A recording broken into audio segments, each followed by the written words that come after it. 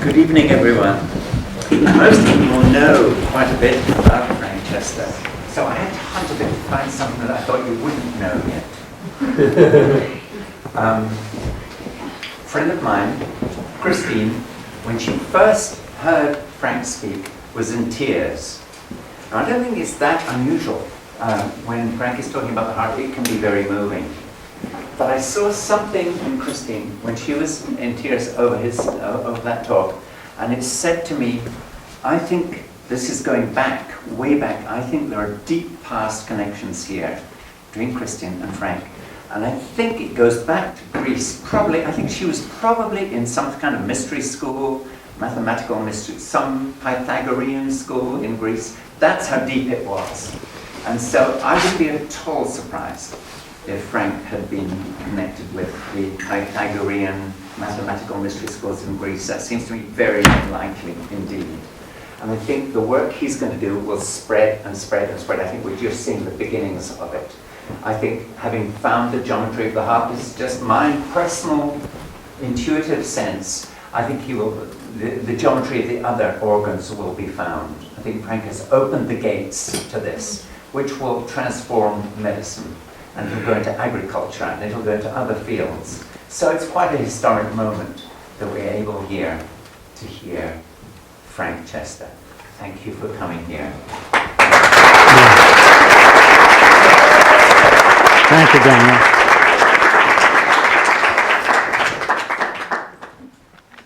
Every time he introduces me, I'm always surprised.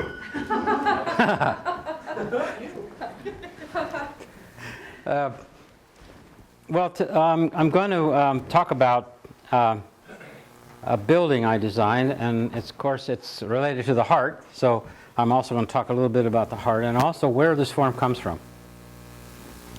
And so I'm going to make some, in the process, I'm going to make some pretty rash statements. You know, I mean, it's going to like, what? But, you know,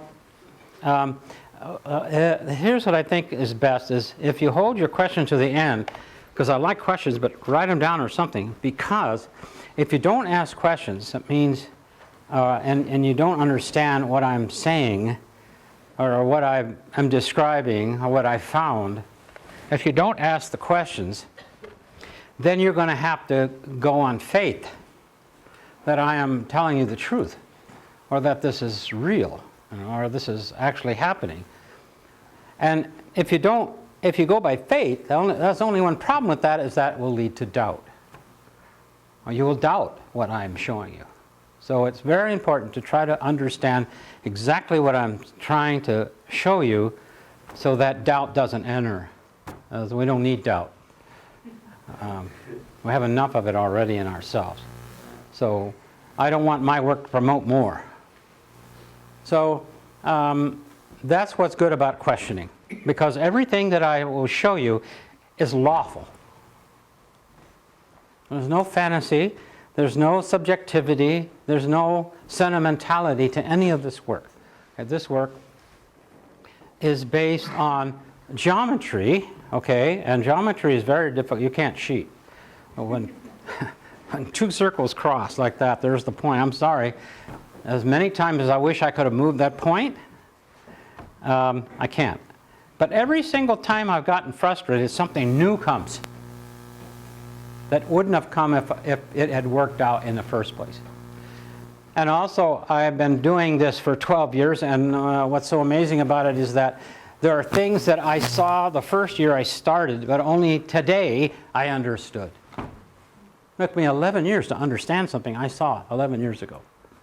So if you're starting to do any kind of research or anything like that of your own, have patience, because that, you never know how that's going to work out in the end. And you don't have to be sophisticated in what you start in your research at all, because I wasn't. And I had to develop all this on my own because there wasn't anybody to tell me what to do. And that's good. Don't expect somebody to tell you what to do. Okay, so one of the really neat things that I want to tell you so much, is that I just got back from Switzerland. Okay, they invited me to the Goetheanum. And about 3 months ago, and I said, well, why? And they said, well, we're inviting 12 artists, and that we're celebrating the 100th anniversary of Rudolf Steiner's building impulse. That includes this one building that's kind of underground. It means the first Goetheanum and the second Goetheanum. So, of course, what I thought of is that if I were invited to celebrate a cake, a 100-year celebration, it would seem to me that I should bring a cake. So I brought a building, and I worked on it for 3 months, although the work behind the building was, from years of work. So I'm going to show you this building, or how it was designed in relationship to the Goetheanum that's in Switzerland. That is definitely a mystery center. Okay, and we do not have a mystery center in America. I don't have one. So I'm hoping that if this will maybe encourage other people to design also buildings, okay, that are not only for a mystery center but even for the society. We need one. So anyway, so I always kind of like to start out with something like this, because this shows something that what I do. So it's a blue ball with these kind of yellow, and if I throw it up in the air, it becomes yellow. Now, you didn't see how that happened, okay? But I did. That's what I do. I look for what happened between the yellow and the blue. Well, you can't see. Just because you can't see it doesn't mean there's nothing there to be seen. So let's see. Now, the first thing that I should talk about is that this seven-sided form is over here. And what's so wonderful is that I took that to Switzerland. And it was put in a cube that was about 8 feet by 8 feet with that and nothing else but that. There wasn't anything on the walls, whatever.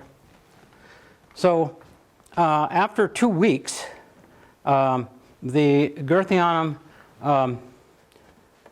archived art section purchased this for their permanent art collection. So now there's a shiny one just like this one that's now in the Goetheanum that you can go see, and you go there in the library where all the archives or Rudolf Steiner's work is. So the mathematics section has completely accepted the surface being equal, 7 surfaces equal. They've accepted it, and now they're behind it. So when I was there, I gave lectures to 2 groups of scientists at the Wegman Clinic.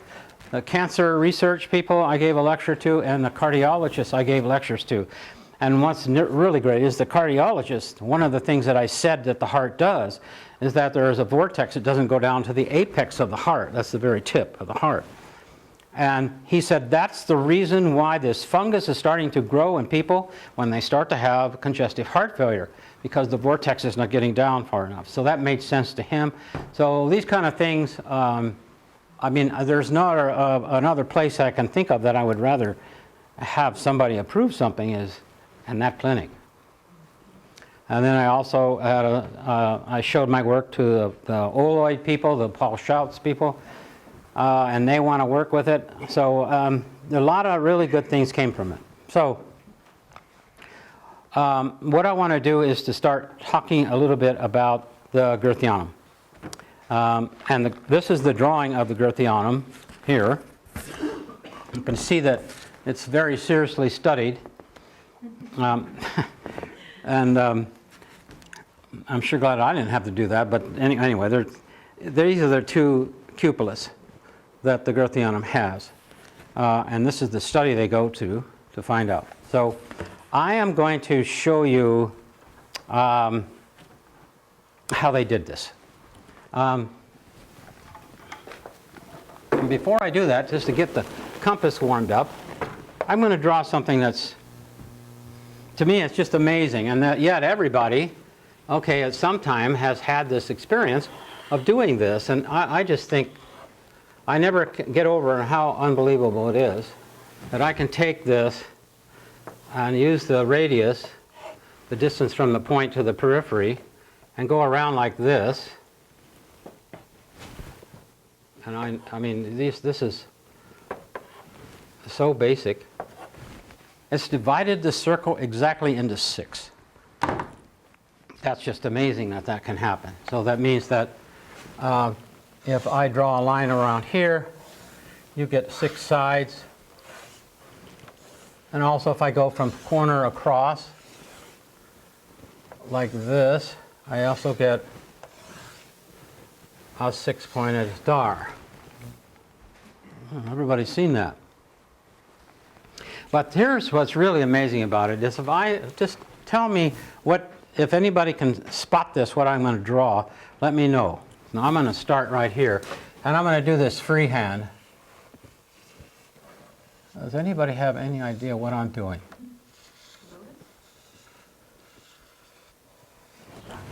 Lotus flower? What is it? Lotus flower?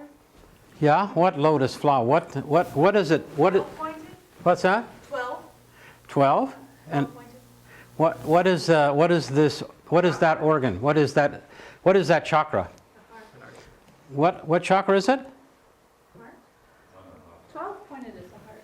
It's the heart chakra. It's the heart chakra. So it goes around like this. It has, it has 12 of these little guys, which are kind of like leaves. So I mean, where do they get this from? This is the old yoga, and it's the old India. What is this? Okay. So that just gets us warmed up into geometry.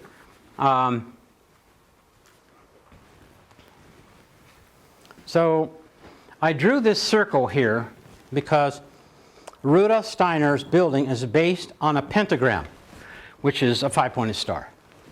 So I marked this out before you came so I could do it easily. But geometry, to make 5 instead of 6, there's a procedure that you follow and it becomes accurate. So in this process here, there's a star, a pentagram. Nice, huh? That's really nice. All right, Rudolf Steiner took the pentagram, okay, and he made the building, the Goetheanum, the first Goetheanum, based on that. And look how simple he did this. He took the point of the top of the star and he made a line that would circle the cross part of the pentagram. That's one cupola. The second cupola, you started down here and you stretch it out here and made the second cupola. That's the Goetheanum.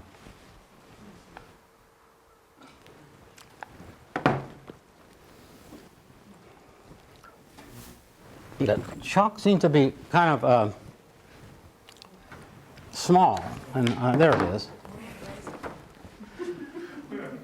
So what he did, was he took this line and this line, and he crossed them here. And then he took this line, and now he has another pentagram. That is absolutely beautiful. That's the basis of the Goetheanum, are the 5.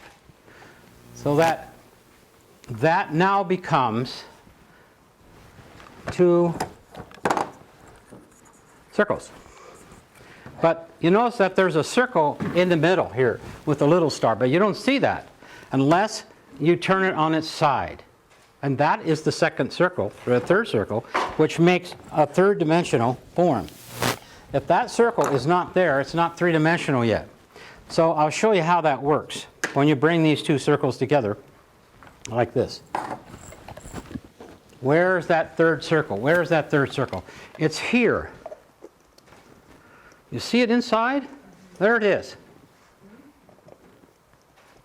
That's where the third circle comes from. So that means that this circle here has been twisted up. So now it's flat. But three-dimensionally, okay, there are 3 circles. Okay, so that's what he did. He had these circles. And I call it the little snowman. Yeah, and so what he did was he made these two circles here, and then he put a foundation on it. And there's your first Grythianum, which a lot of you will recognize. That's it. Now what's really interesting about this is that when he measured the distance across here to here, and from here to here, he got 5 here, and he got 7 here. And 5 and 7 is 12. And so here it is. This is how it looks. The 5 and the 7. So here it is, sitting on this foundation. But you see how this works. You see how that works? Look. See how that becomes three-dimensional? 5, 7, all the way around. But he only used half. I just used 1/2. All right, so there is the first Grythianum. The second one, he turned it inside out. He turned the building inside out. So all the outside surfaces now were on the inside. So on the inside was all curved, and when he turned it inside out, the outside became all concave. Convex, concaved. A reversal. That's taking something and reversing it. So this is a reversal. The one inside, okay, which is all points, becomes faces. This is called a dual. And this is a reversal. This is known in the element of air. And that's what he did. And that's important because I'm going to bring up something that shows that. And to make sure that that's accurate, you see, you have to make sure that the one inside has the same one as on the outside. So you can see that the cube now is half the size inside the one that was in here. Okay. So here's this geometry. This is what I did. I took, here, I'll make this better looking. This is better looking, isn't it? Look. Just so happens to fit. Okay. So when I studied the Grythianum, I thought that since my form was standing up, I knew that there were two circles also. And I wanted to find out if it was the same. So I'm going to show you, okay, that form, which I call the chestahedron. Okay, I took what he did, this same thing, what I did. This is two-dimensional, flat. And what I did is I took this, what he had here drawn, and I turned it in one time, and I unfolded it again, and now we have the chestahedron. Perfect. That's all that is.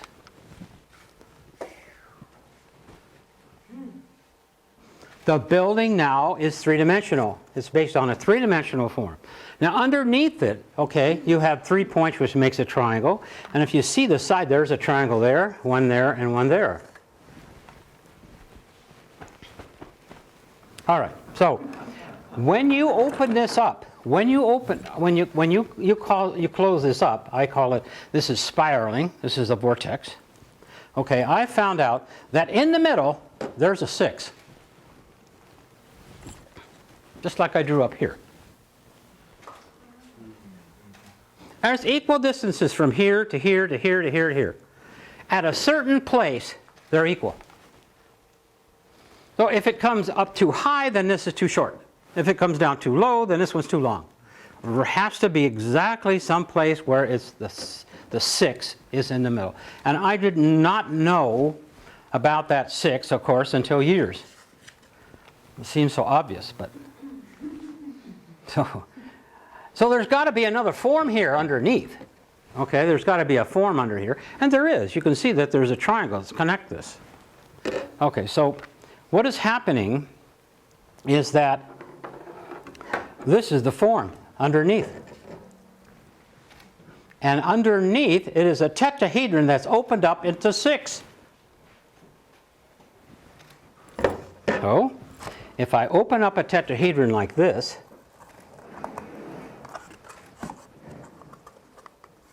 see how I opened it up?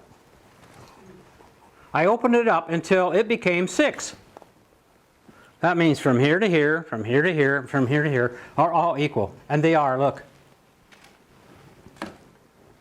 And there is the 6-pointed star at the bottom. It's also at the top.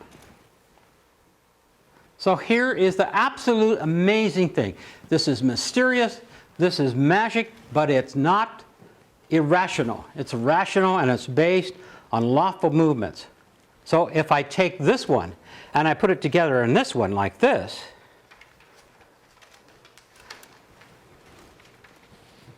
have to get it right.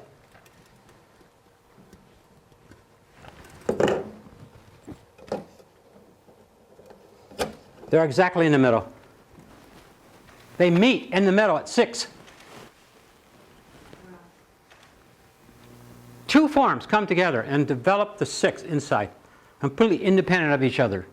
And yet all the surface areas are equal. And this is exactly in the middle, it's 6. But you notice that it's a little bit higher from here to here than it is at the bottom. And that bothered me big time because I want it in the middle. You know, can't cheat, right? If I move it up and down, it's not going to be 6 anymore. So I lived with that for a couple of weeks with depression. No, so it happens, you know. So then I found out that if I put this into a sphere, it's exactly in the middle of the equator of a sphere. Exactly in the middle. So that really was a relief. Okay, so here's the 7-sided form. Flips right over. There it is. If I undo it a little bit, it turns into 4. And if I flatten out completely, it's 5. So that's how it works. So as you can see, okay, that this is not a bunch of fantasy. This is what's really happening. Now, I keep looking over here because I want to show you, first I want to show you this. If you have a triangle, just like if you have 2 triangles, you can put a circle around it.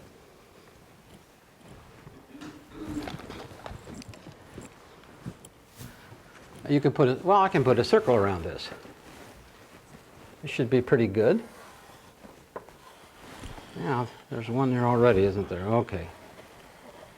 So that every triangle makes a circle. So what I tried to do is to find out exactly where the middle of the triangle was, and that's easy. You just have to cross these corners. That's the middle. But this one here is a pain. But you can find it, and I found it, it's there. So if I had a dot there and a dot there and a dot there, and I put holes through there, between my fingers there's a triangle. And there's also a triangle from here to here to here, inside. Does that make sense? Well, just in case it doesn't, I did it, okay, in the plastic. You can see where those 2 triangles are. They're in the middle of the quadrilaterals, okay, and they're in the middle of the triangles. But they're different sizes. But if I make circles around those, okay, around those, that little piece of there it is. I'm getting close, Daniel. What I get are 2 circles too. I get 2 circles, and they are uneven because one of the triangles is bigger than the other. So I thought, ha, I'm going to have these. So I said, okay, I put a pentagram in. So I put a pentagram in one of the circles. Now, what I did was, I did it this way. I did the small one and the bigger one up here. Instead of putting the pentagram in the big one, I put it in the small one. And the reason I did that was because I just forgot which one to use. And of course, I knew there was a circle here too, okay? But it didn't make any sense because this was, oh, thanks a lot. Al, you're so good. She even got me some almonds. So I saw that I put a pentagram. See, what I want to do is relate this to the Gurthianum. And so I put this star, okay, in here. And of course, it doesn't do this because this is a different size than these two. This was, I'll show you how the difference, well, I'll show you. Here's the difference between the two. If I use the 7 as the same size as the bigger one, the one at the top is bigger. See that? Depression again. You know, I want this thing to be the Gurthianum, right? Standing up. It isn't. So this didn't work out. So what I did is I thought, well, when something doesn't work out, there must be something new coming. So what I did was I extended this line up here to this circle, and this is a threshold, which we use in projective geometry. Once you get to a line, they go into the other side, so left becomes right and right becomes left. And so that's where a lot of people in geometry are trying to use this to find out where the spiritual world is. They say this is the spirit, and this is the earth, or the geo. Geography. Well, this doesn't work for me. Projective geometry is fine, but it doesn't work for me. But it did in this case, because when I brought this up here like this is the crossing point, this is the threshold between suction and pressure. That's between the earth and the spiritual world. Okay, I found out that this distance here, if I took it all the way around, it divided this circle into 7. Now I had a 5 and I had a 7. And the reason that the distance was bigger on this one than on the Gurthianum is because the 7 is divided at the periphery. And the 5 is divided in the periphery. And that's why they're different. But it's still 5 and 7. Now this is really great because 5 and 7, Rudolf Steiner uses throughout the Gurthianum big time. He uses them in the columns. The columns, there are 7 of them. And the columns are based on the pentagram. So they look like this one here. And this part of the column, okay, I'm sorry, this is straight.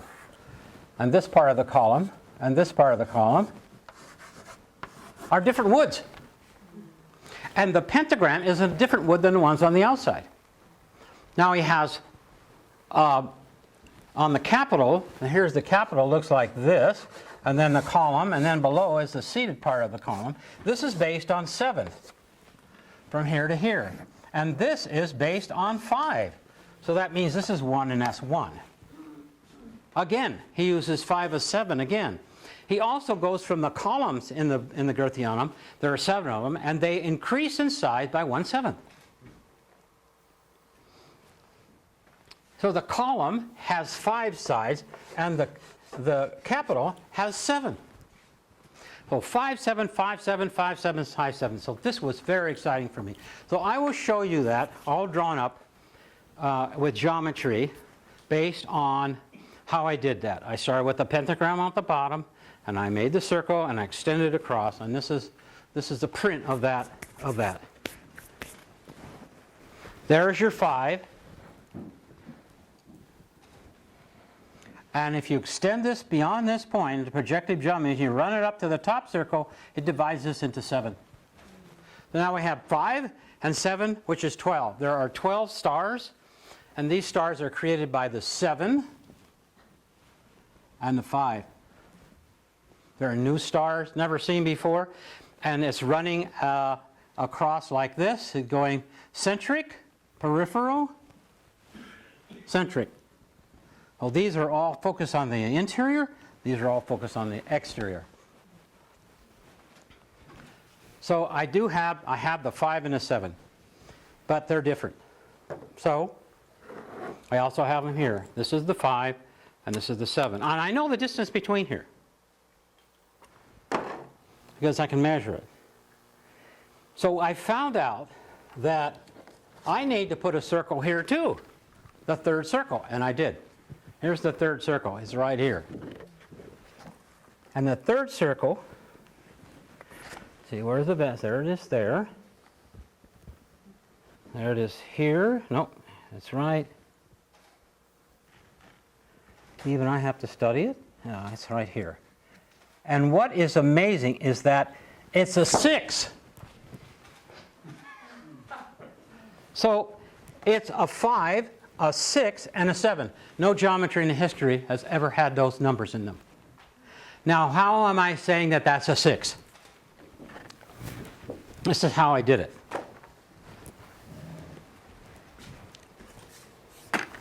This one. If I look here, this is 5, this is 7, and the 6 is where the cupolas come together. Right there, there's a circle right there that connects this, right here.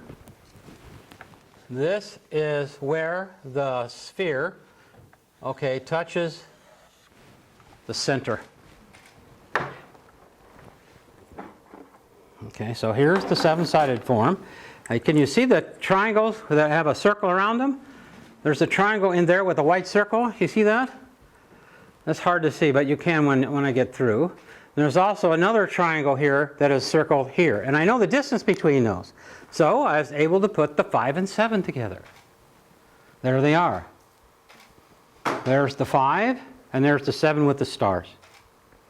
So I found out that this is one cupola here. And if you take this cupola and continue it down, it touches the 6 perfectly, which this shows. So there's your 6. The cupola comes down to the 6, and now the inside of that is 6. The outside is 7 here on the bigger circle, and on the little circle is 5. And there is a star at the top of the cupola that goes down at an angle at 45 degrees and hits that star perfect. So this is part of the stage, okay, where the performances, I designed this building for eurythmy, for mystery plays, for a musical concert, for lectures, for all the arts. It's basically geared to all the arts. So this particular, it shows here that through that 5 star, the new star, is also the same ones. Okay, so that takes care of the cupola. Now, another thing about this form is that when you spin it, it turns into a bell. And that bell is what these bells are based on. What I'd used is I used the Venus seal on this bell, and I used the Saturn seal on this bell. And I took these to the Grothianum, and I rang them there. They're the first ever. This is the capital and seal combined, and this will be in the new building. This is an F sharp, apparently some people tell me. And this is an E. Same metal, same size, only difference is the shape. Okay, in this building there will be a series of bells. Now in the first Grothianum,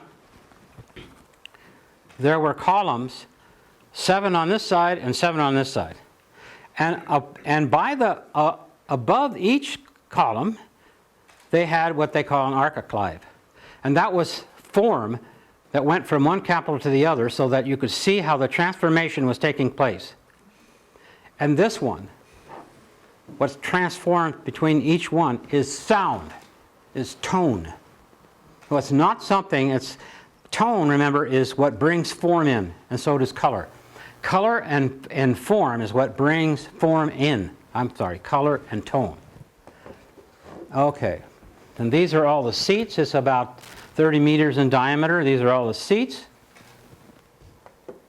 And sitting at an angle. Also, I have a stage on this side as well as the main stage.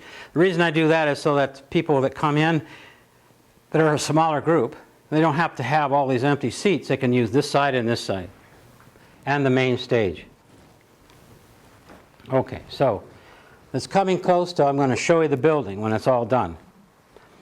I prepared you for this, okay? I showed you how the cupolas come in and how they join together in the 6. And when you look up into this building, there's a rim of light that goes all the way around unsupported. So there'll be a bright light all the way around in a circle because the building is supported from the outside. Okay, so this is Jim Heath has taken his photographs of my model. This is one of them. He has many of them. But I really like this one, so I had it blown up. Well, this is the building.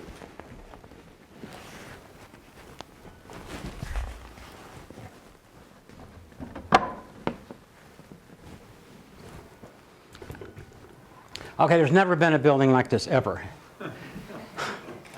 You can see why.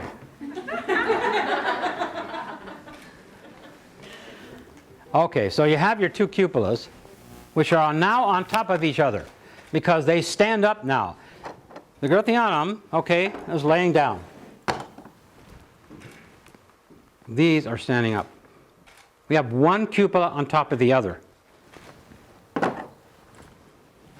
Okay, so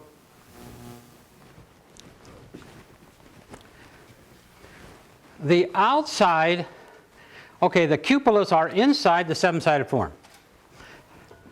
And the seven-sided form, which is the outside geometric design of the human heart, the way the archetype worked, is on the outside. So the outside is supporting the inside. And these are here. And what they are is they're stained glass on the outside of the building, not on the inside. So the glass now is bringing color to the building, not bringing color to the inside of the building, but bringing color to the building itself. So you can see that as the sun goes across, the building is going to change colors. And this glass is based on tourmaline.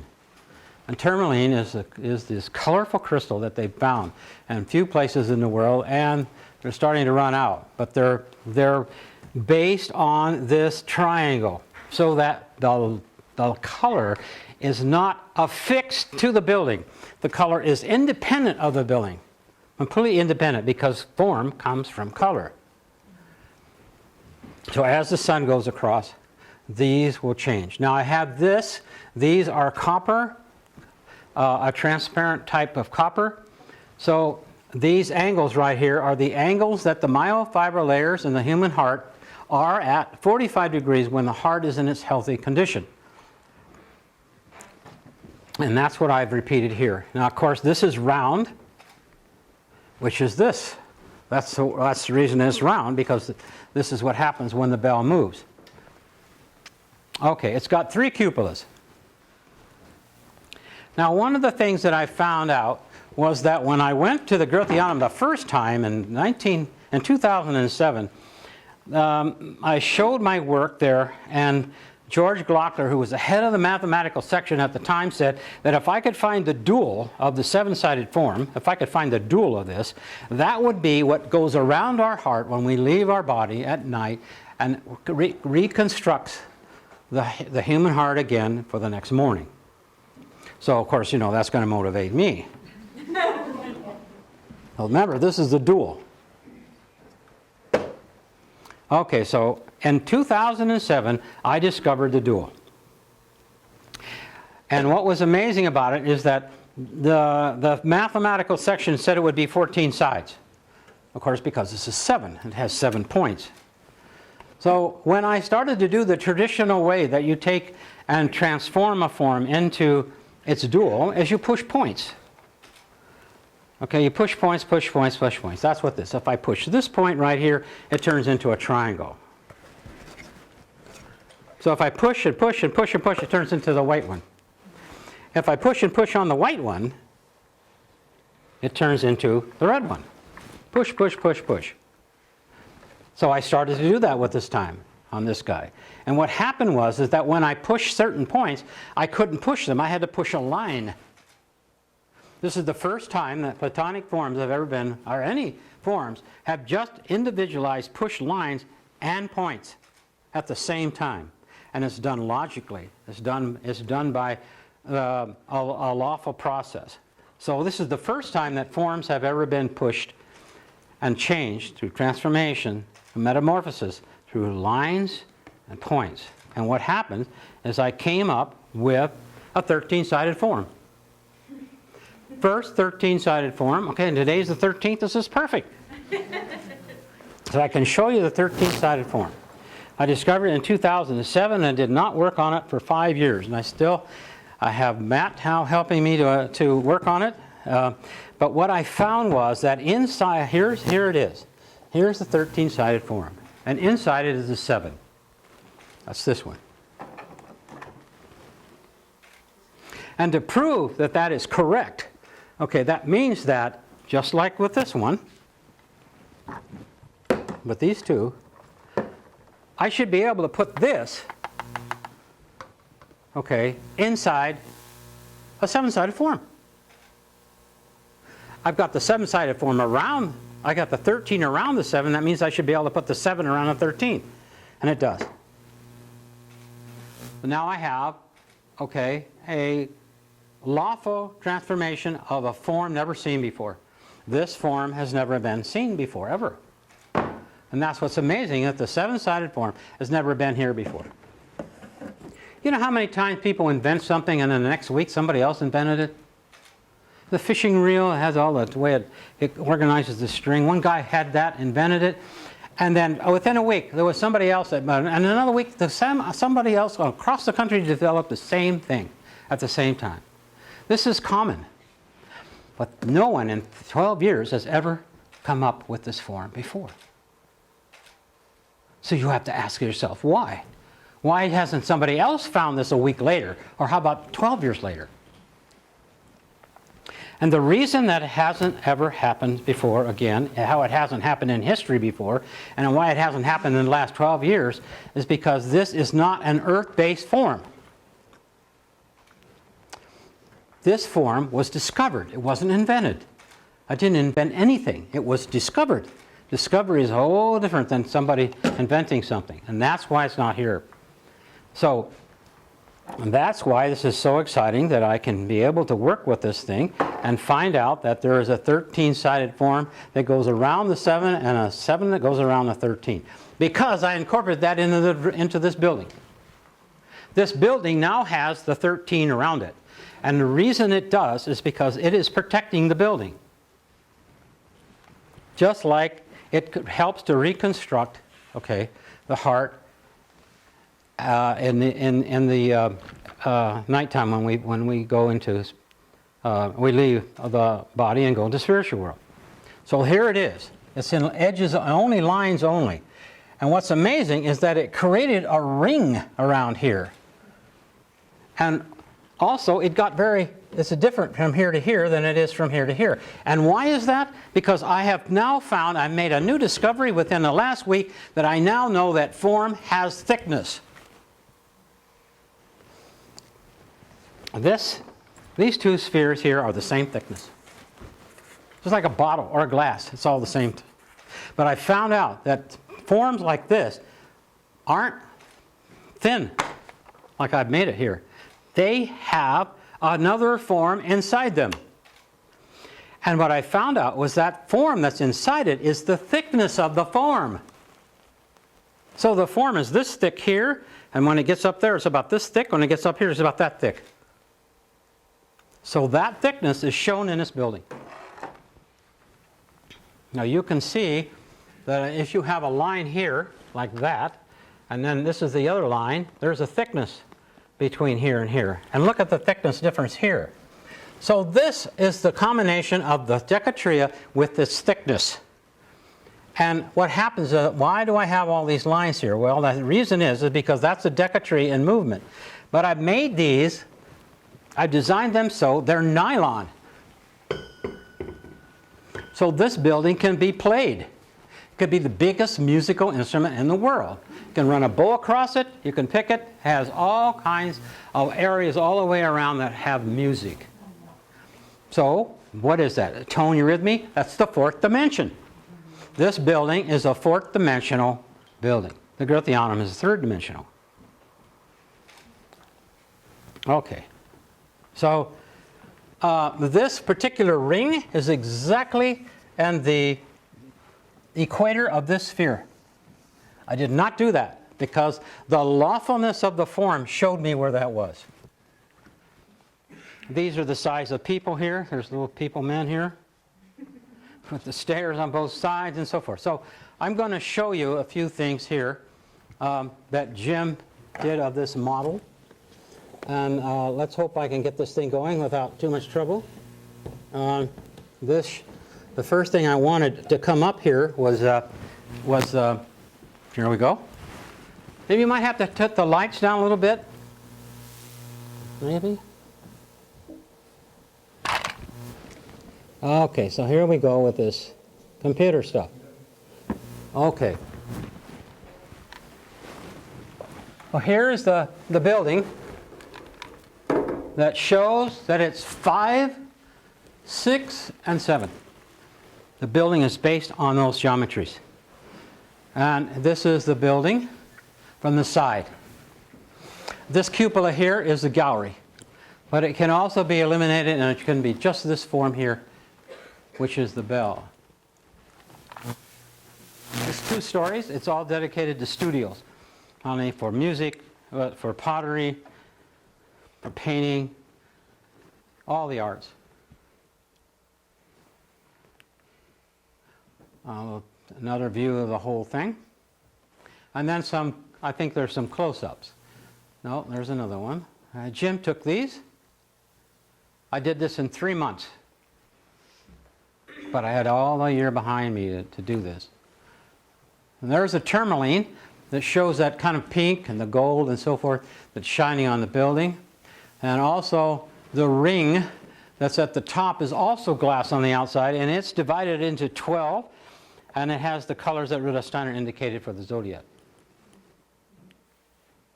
And there it shows you the tourmaline and its effect of the light on not only what's below it, which this is where all the seating is. It's a cone like on from the bell, and then all the way up to the top where the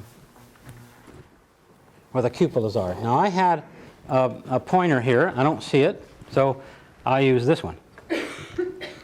This right here is an open gap, and in there light can stream through into 6 areas, which is because it's the 12, or it's because it's this drawing here, which is the chakra. Now here is also an opening. Here's the one I just described. It's based on 6. This one, there is nothing obstructing that ring because the structure on the outside of the building is supporting these cupolas. So when you look up into this, okay, there's a ring of light. Another. This is looking at the top on Mars. Here's the ring.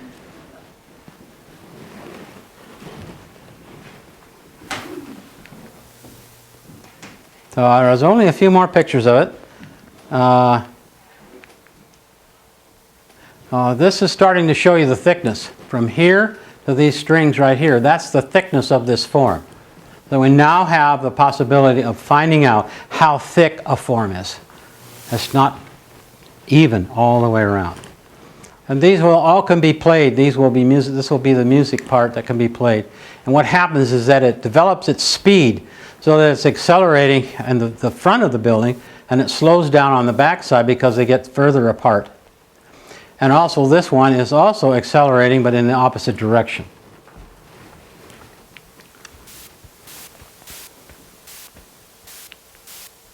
Now, of course, this is where it comes from. That's this one over here, like this one. And then there's the stage with the bells. And they will be placed in such a way that they'll be 1/7 bigger as they go across and in height. And of course, this is the bells that will be on them. There will be 7 of them like these, except they'll be all Rudolf Steiner's seals. And another picture of it. So you can see I like it. And of course, this is showing it all together. And I don't know if it's going to be the 3rd Girthy on them or if it's just going to stay in my living room. But that's okay. Well, that's it.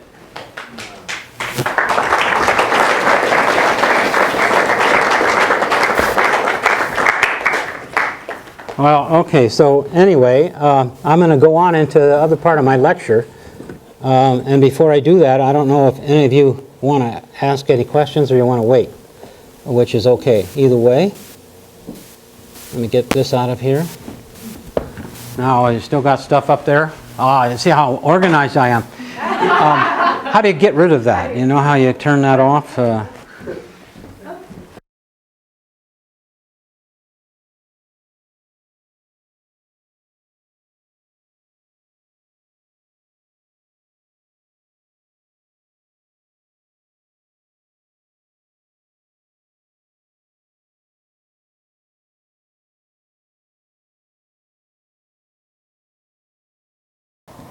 So Matt made this for me, and this is the Decatria with the chestahedron inside. So isn't that nice, huh, that he made that? The only problem is that he won't give it to me.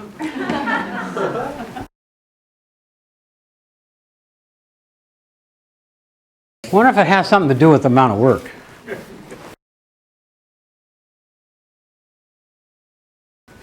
Frank, in terms of the tourmaline in that building, how do you get that so large, or is it made out of pieces of tourmaline?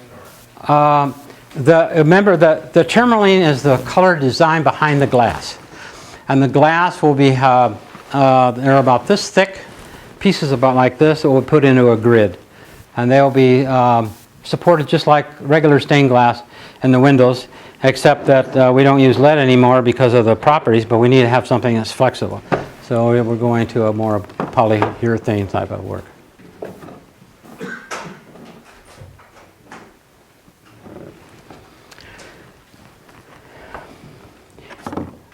All right, if you stellate this and make this into a star, which I asked Matt to do, it looks like this. Geometry rocks. All right, so let me show you why this is not a form from the earth. I'll show you why. And the way I'll do that is I'll show you how earth forms come in. The first form that comes into the world is a tetrahedron. It's known as fire. This is the first form. Nothing comes in three-dimensionally except this one. This is the first one. So the next platonic form, okay, is known, this is known as fire. The next one is known as air. So this is how they've done it in the past. They take the tetrahedron and they cut the corners off.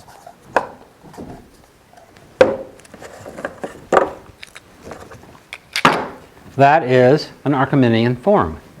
This was discovered by Kepler. A lot of other people discovered this. Okay, that's a transitional form because we're trying to get to air. We have fire. This is a transition between the two. So what we do is we take the tetrahedron and we take bigger chunks off it. And now it is an octahedron. This is known as air. So in the past, what they did was they cut the corners off. Or they pushed them. All right, so the next one is water. The next one is earth. The next one is sort of the cosmos. All right, if I take these and I cut these corners off, it looks like that. That's a transitional form.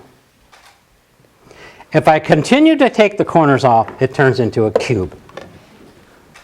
Now you see why these forms and where they came from. If I take this guy right here and I push edges only, it turns into a dodecahedron. Now people know where the dodecahedron is. I haven't found anybody who's been able to tell me where this comes from. It comes from a cube. And how I found that out is because I studied pyrite. This is the pyrite dodecahedron, and this is a pyrite cube. And I studied these two and found out how to do it. If I push the corners on this one, or cut the corners off, it turns into an icosahedron. And there are your 5 platonic forms. 1, 2, 3, 4, 5. That's where they come from.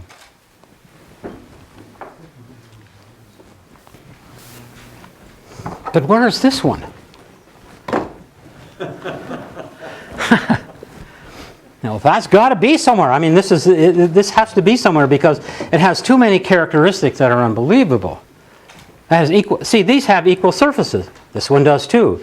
These are equal surface areas, but they're different. There's a triangle and a quadrilateral.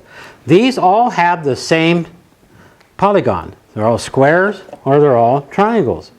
But this is the combination of triangles and squares. All right, so what's the deal here? Look, here is this is a fluoride. The fluoride crystal is a octahedron. These are found in nature, and the cube, of course, an octahedron. All right, so what I'm going to do is I'm going to come around here and I'm going to set them down here because I want to put them on Earth.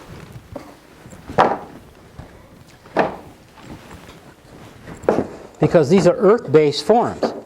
So something's different about this.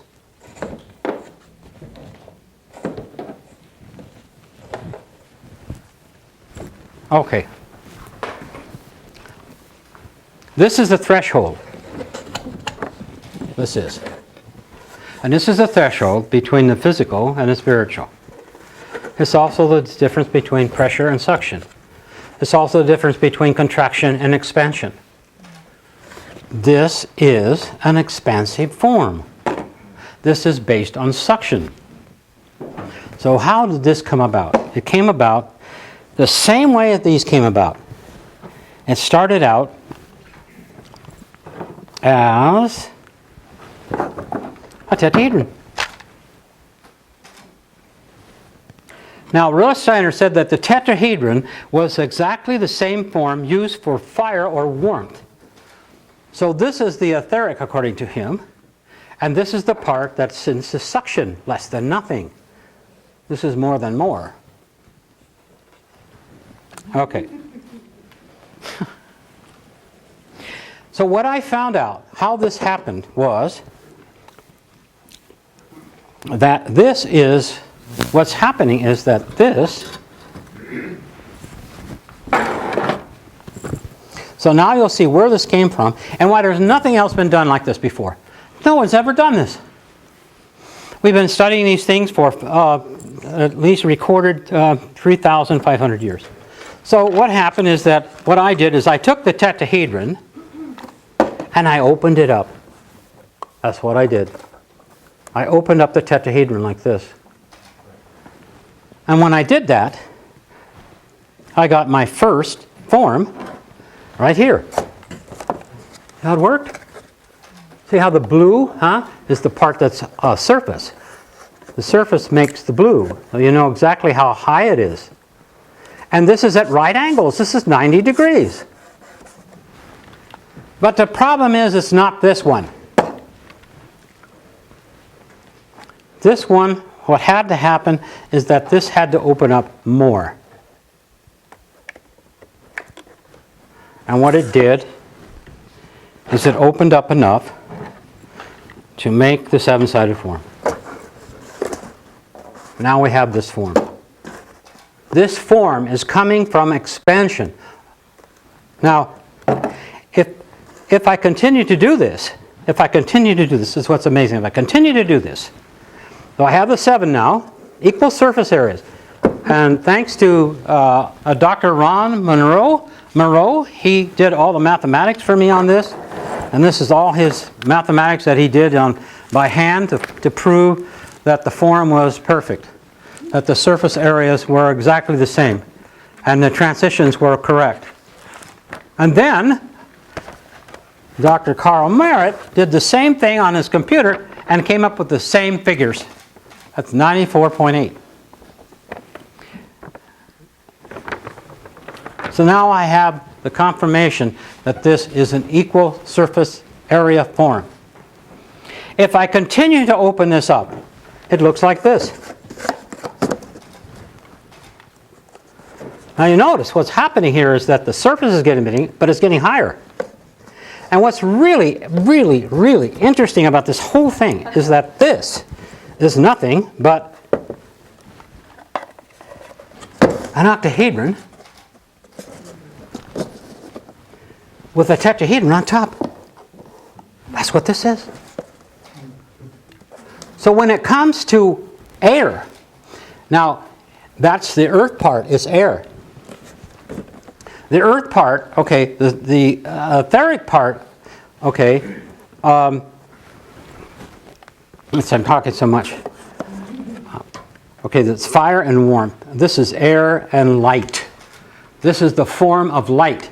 So light is something that is air warmed up by a tetrahedron. This is the form, that's exactly the opposite, okay, of what is on the earth.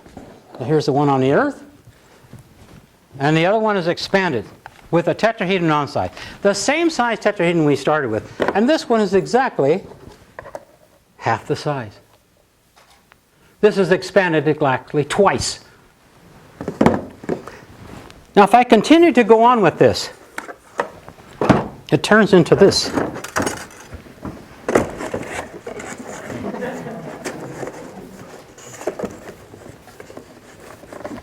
There it is. Now what's amazing about that one is that it's an icosahedron. It fits inside an icosahedron. That's this one.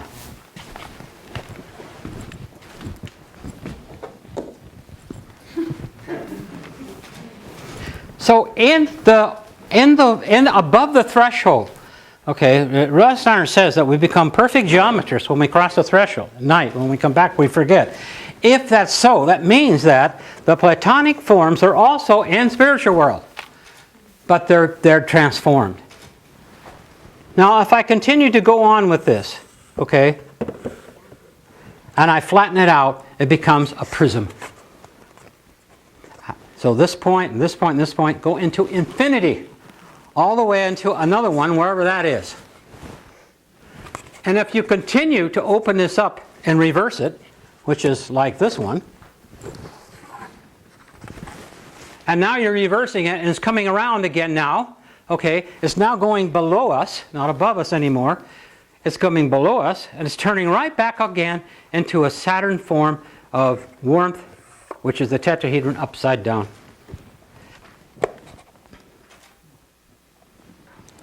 So now you have an understanding that you've never had before and no one else has had before of form. There is a form, there are logical, lawful forms across the threshold. Now, so this is probably the most amazing thing that I can show you tonight. Is I put this tetrahedron in a cube, and it fit. A tetrahedron goes right in there, no problem at all. It goes in, and all of these are root 2. This is 1, this is root 2. It touches all the way around. It touches the points, it touches edges. Okay, so what I did is I took this guy here, which is the same and for fire as warmth. So this is fire, this is warmth. This is taking warmth or fire and putting it into a cube. And what I did is I twisted it. I put it into a vortex. And what happened is that I vortexed it in a cube, starting with a tetrahedron, and I moved it lawfully to the middle of the first square. There are 16 squares. I moved it to the middle, okay, of the very edge of the first square, to in the middle of the second square, right to the middle. So this is the way that the heart sits in our body. It sits at 36 degrees. And this is what it's doing, is it's spinning like this. Now I'll show you that's just so amazing, this, you'll see this, that it gets to the point here where it can't go any further. And when it turns again, it expands and gets bigger again.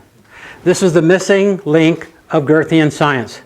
Goethean science always has the plant and the seed. It gets bigger and expands up until it reaches maturity, and then it goes through a death cycle and dies and goes small. This is just the opposite.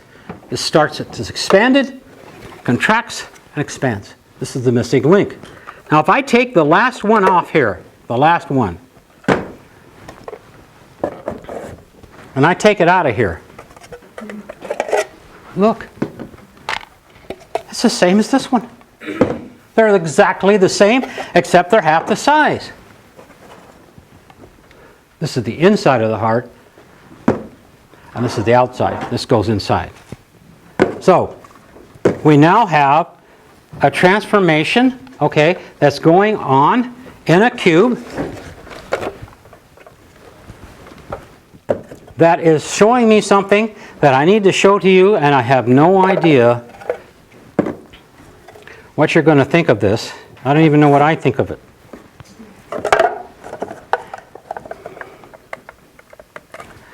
All right. The human heart is the balance between the physical and the spiritual. It's a grounding and expanding at the same time. It's centric and peripheral. It's suction and pressure. This form right here is expanding. Okay, it's expanded as big as it can. And as it goes through here into this process, okay, until it hits the midsection, which is the heart, this is a form that is expanding in the spiritual world in a cube that's contracting. So the heart, okay, when it goes into congestive heart failure, it's expanding too big and it gets kind of round. That expanding heart is contracting. And so that medicine or herbs or doctors or therapists or psychologists can look at an expansive form as a representation of something that's contracting. And something that's contracting is a symptom of expansion. So what do you do? If something is expanding too much, okay, what do? You try to make it less. You try to make it reduce it, to contract it. But what this is showing is that the expanded form is contracting. That means you need to expand it more.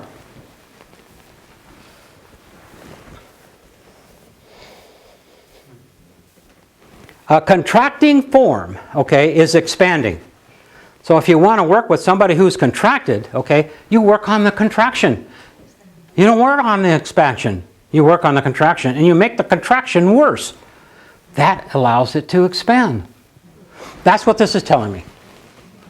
That's what this is saying. It's not coming out of me. It's not my idea. It's coming out of the form. The geometric form is talking to me. This whole thing you've seen here is the communication that I have with this form. And that's unbelievable that an expanding form is contracting. It's a contracted form. That means that a contraction form is expanding. That way, to keep the expanding down, you contracted more. Think of that. Does that make any sense to you guys? I mean, is that wild or what? So that's what I found. The geometry is teaching me, I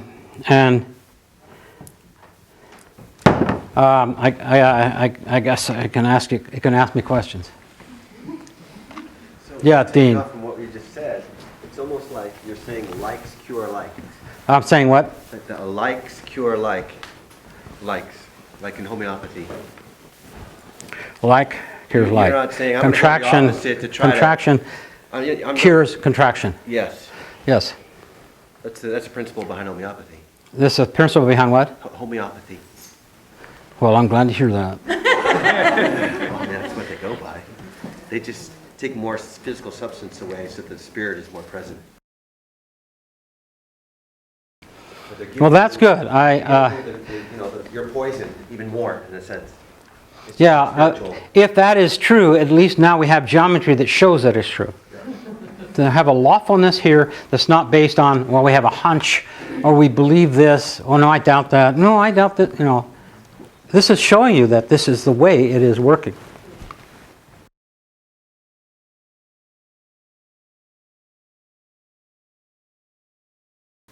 Oh, any questions? Any more questions? Oh, I have one in the back here. Yes.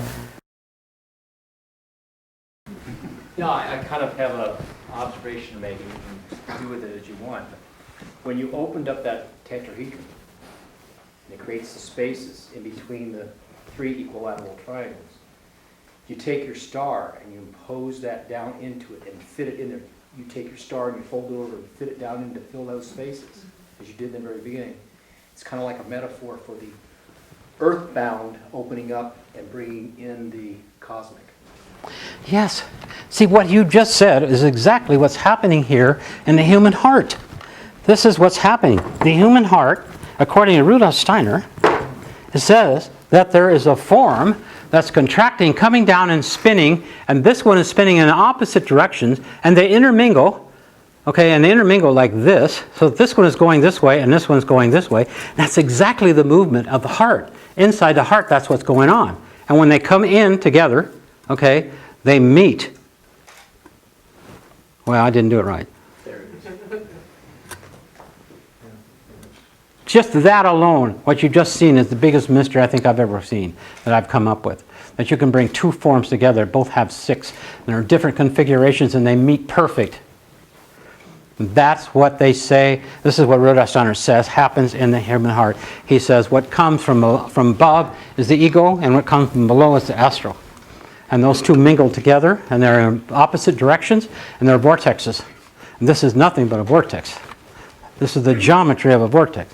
Yeah, Dean. So you're saying that when those 2 spirals are meeting each other, they're creating those vortexes, and when they reach a still point, Yes, that form is made, that's right. and their still point.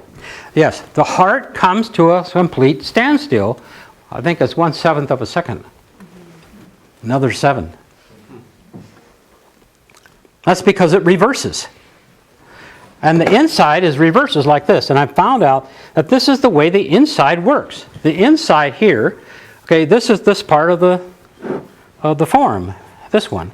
Of course, it's huge, but it's the one that's in here at the bottom. It's that one. And what happens is that they say that the heart at the top, which is called a base, that this particular shape of the inside of the heart, which they call the interior architecture, that this part here spins in the opposite direction of this one. They spin in the same direction like this. They spin like this.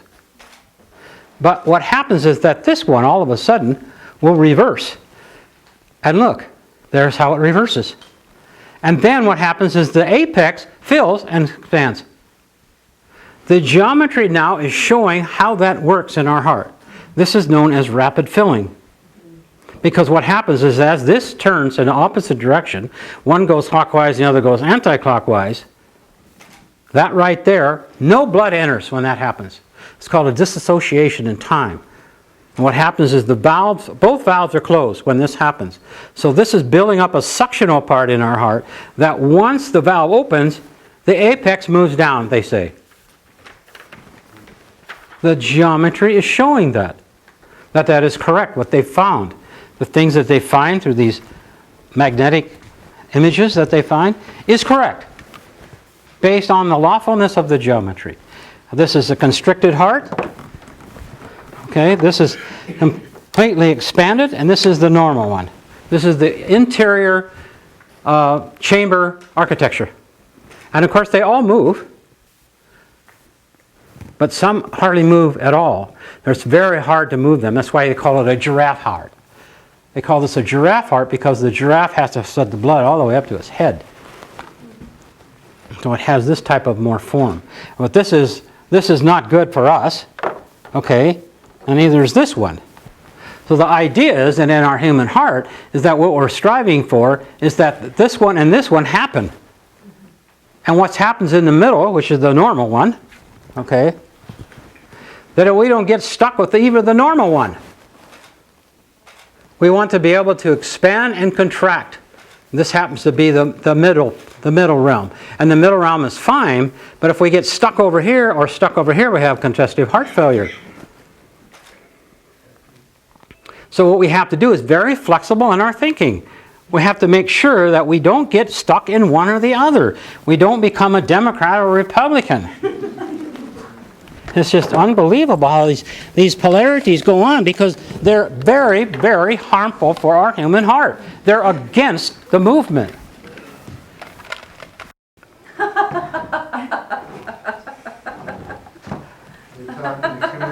Oh, oh, here's another new question. Would you see in the future any implications for actually healing a heart that has areas that are hardened or stenosis, or Yes? using magnets or using some sort of structure in the real heart? Well, you mean by using geometry, or you mean by, I mean, using it in the real field, in the medical field? Correct. Well, what they do in the medical field, if it's expanded too much, they put a net around it, squeeze it. If it's contracted too much, they put a net on the inside and blow it up. So there's all kinds of techniques that are being used to try to get the heart more healthy. But even if they do that, it's still not going to be able to contract and expand like a healthy heart. Okay? And that's through we can go in and have this done to our heart, okay? And we can save our life or whatever. But we need to do this before this happens. We need to change our behavior now, not wait until we're in trouble. And the way we do that is to keep an open mind, to try different things. Go home a different way sometimes. I mean, it's just very simple things. Yes? So the heart is too big when the apex is too high up. It's expanded. Yes. So it struck me, there's this paraphrase by Khalil Gibran that says, "Let sorrow dig itself so deep in your heart that you may be filled with that much more joy." And that's just a paraphrase, that's not exactly the quote. But it's almost like the like attracts like is the embracing of sadness, the embracing of the things that we dislike in the world. And that's actually what drops the apex down and creates the expansion, creates the joy that we experience out of life. It almost restructures the heart as you show it. Well, this is all based on an artistic discovery. This wasn't a scientific discovery. This was an artistic discovery that went into geometry, which became lawful. So artists, okay, a lot of time will find ways to express things that's actually happening in the heart. And so, did you say Gibran? Yeah. That guy's great, isn't he? Well, I think the reason it's so remarkable is because our culture is one that is afraid of itself. It's afraid of its own fear. And it's completely running away from that. So it's kind of the antidote right there. It's like embrace your fear, you know?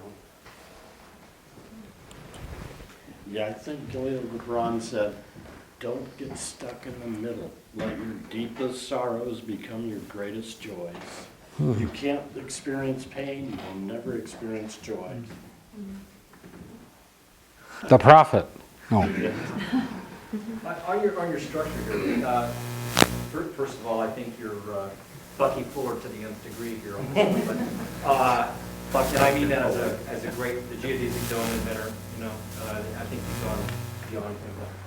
Excuse me. And I don't want you to get a big head on that one, but on your structure here, do you foresee, other than is somebody standing inside the structure, other than somebody perhaps imagining that they are feeling energized or whatever, do you see any focusing, any bringing in of energies that, quantifiably shifts in energy that somebody standing inside the structure would experience? I mean, it's all this exotic or eccentric geometry that you brought together in this thing. Do you see any kind of a bringing in and focusing of energy? Yeah, of course I feel that. And this is based on the human heart. And the few people that have commented on this that I know that have an interest in this type of things is they say that this is where the Grail studies should be taking place. This is where Grail studies would be done. And so, and there are groups that do this. Form affects us. Okay, we are form. Form has a function and function has a form. Absolutely. That form, okay, its function is balance. That's its whole function. That's what the geometry is. Just I can bring those two together and they're both sixes. That's an absolutely balance. So that building is balanced. That building is not, that building would encourage an imbalance to be cured. And, I mean, what does Rudolph Steiner do? Okay, if you look at all the buildings that have been done after the Goetheanum, everybody does the same thing. They make sad windows and sad doors, and they cut the corners off, okay, and they make everything's cut at angles and whatever. And the thing is the spiritual world also has angles. And it also has the convex and the concave, which just has both. That's why it's the balance between straights, curves, rounds, concave and convex. And that's part of the balancing that goes on in here that will go in us. Now, if I was able to build that, okay, in such a way that I could put it in a prison, and I put certain prisoners into that building, and then I put the rest of them in what they live in, no, there's going to be a change. Absolutely. Because the buildings affect us. Just as water is affected by prayer. Especially with this Japanese guy, Odo, I think his name is. He's showing you that water is affected. We're at 80% of water. Form affects us. And so I think that what we got to do is we've got to start new. Now this, I'm hoping that this will encourage other architects to get going. Okay? And use what Rudolf Steiner did.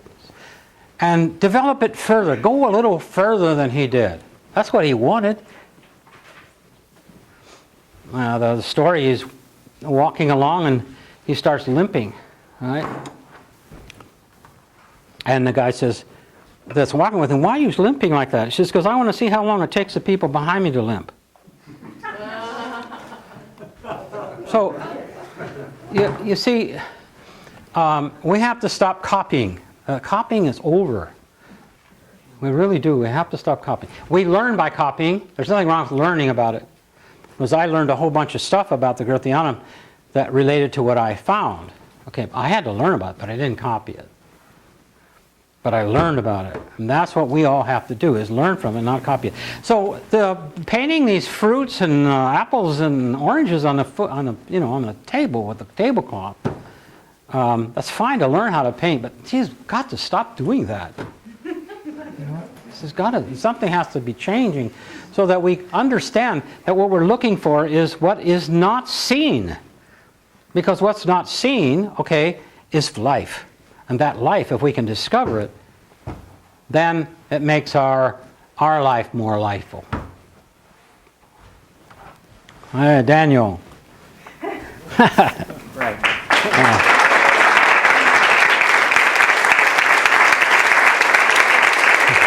Thank you very much.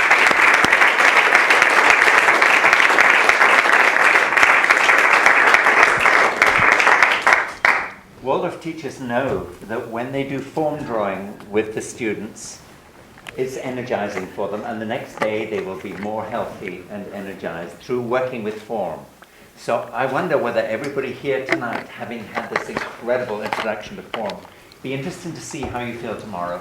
I'd be very interested to see how energized people feel tomorrow after having experienced this tonight. And some of you will be coming back to do work with Frank tomorrow. We'll be coming back to the workshop tomorrow morning, 9:30 to 12:30. If you haven't yet signed in for that, sign in before you go. And I also I asked Dr. Merritt to say something. You know, one of the miracles is that Frank has done a lot of this work out of his living room. And so now there is an institute being formed to try and create a real lab space for him. And Frank, do you want to say a word about that? All my work has come out of the living room.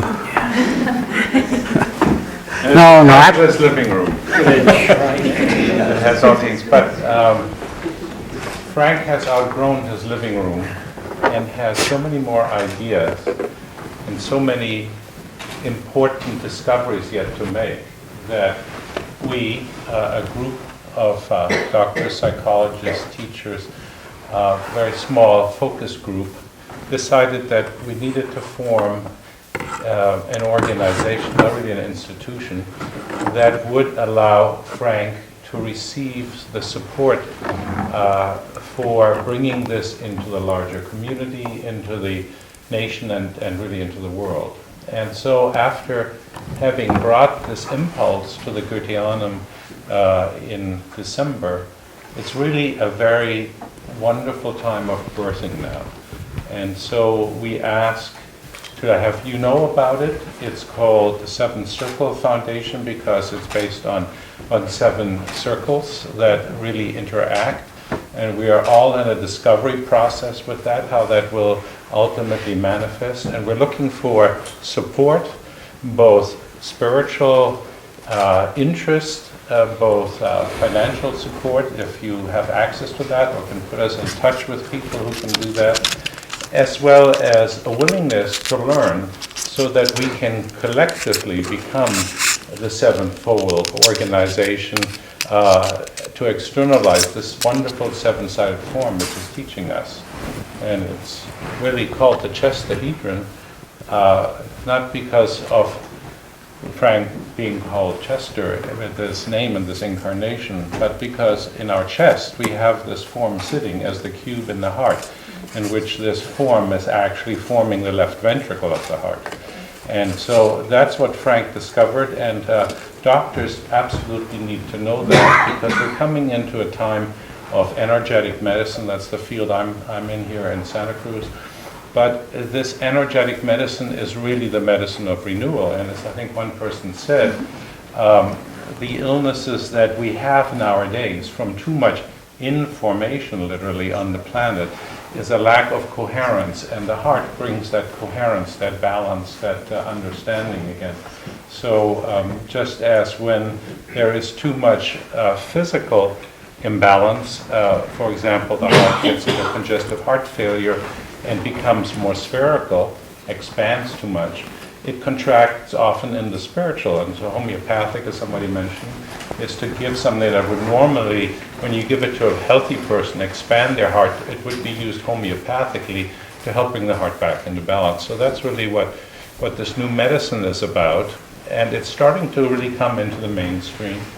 But I think Frank's work as a geometrician, as an artist, as an inventor or discoverer really, a pathfinder, that work really needs support in the world. And we're very, very lucky that here in the Bay Area, this all happened in this living room in the Presidio in San Francisco.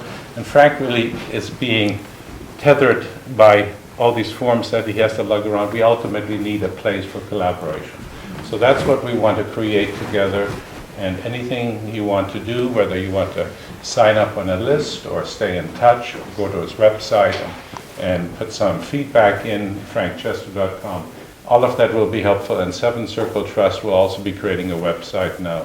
So we'll invite you to be co-conspirators, co-discoverers, and co-players in this wonderful initiative. Thank you, Carl.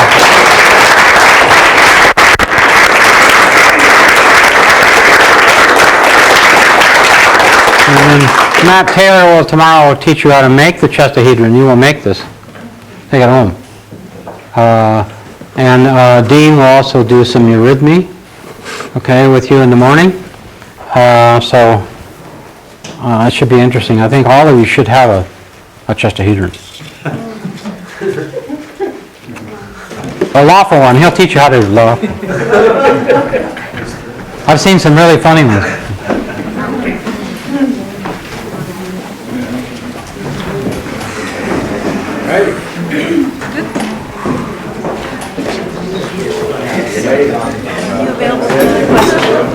Are you available for another question? Sure. These nylon wires that can make music, are they tunable?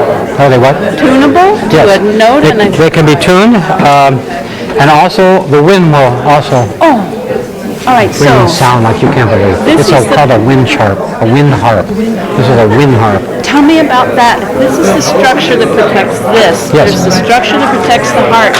What's the musicality of the heart? What is the what? The musicality of the heart. If there's this shape, is there? Is it? Okay. The only thing I can tell you about it is that the music of the heart would be balanced and would have a polarity. And that polarity would go across and balance in itself like this does. The interaction of the two would be like this. That's what you want. It would start, the human heart is like this, and then it goes like this. This is the mild fibers inside. It's like this, and then it turns like this, and then it's like that. And that's where the music has to be. And then there's the releasing? Yes, and you have to have a complete reversal of that. Okay. And that's what this would do. That's the attempt. Does it have a sound? Well, I don't know. You know, I just did this 3 months ago, so I can't say I know. I don't We'll get know back what- to that then. All right, thank you so much. You're welcome. Hi, Jason Verbelli. Jason. And I wanted to give you this document that I put together. It's Really? a 90-page paper. I have written many documents. And what I see that your work is what I would call geometric fluid mechanics, another term for feng shui, which is the study of how energy or wind comes into a room or a lattice in a random order or a randomness, and then it's evenly distributed by the time it exits in that order. Organizes.